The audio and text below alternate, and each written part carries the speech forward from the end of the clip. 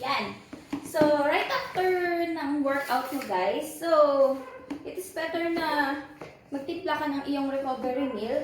Okay? Kasi, 30 minutes yung window time natin. Then, that is the best time to feed yung muscle kasi ginamit mo siya.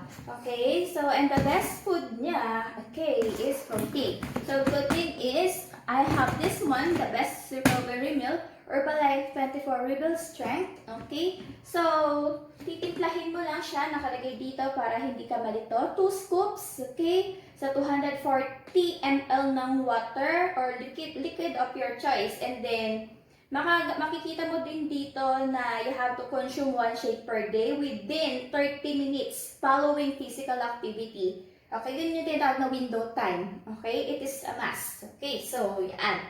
And then, nakalagay din dito guys na Rebel Strength Carbohydrates blend helps enhance muscle recovery by supporting the delivery of amino acids for muscle synthesis. Okay, maganda siya sa mabilis na pag-repair ng iyong muscle.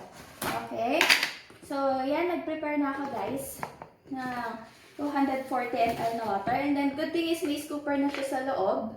Okay, so tiplahin ko na siya. Irene! Yan. Kadang nakatasaan. Easy kayo rin tinawag. Kasi gabi na.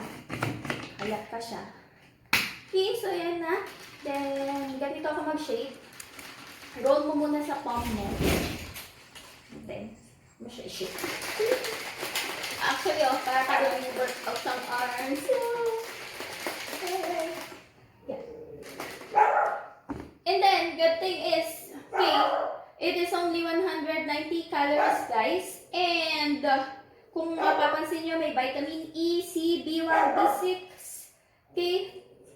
And then, meron din siyang calcium, potassium, iron, magnesium, pantothenic acid. Okay, and guys, okay, so 20 servings kasi ito per canister. Okay, and then, ang pinakamaganda pa sa kanya, kaya siya 24, ang protein niya is 24 din, 24 grams. Okay, so break na ako guys, so cheers.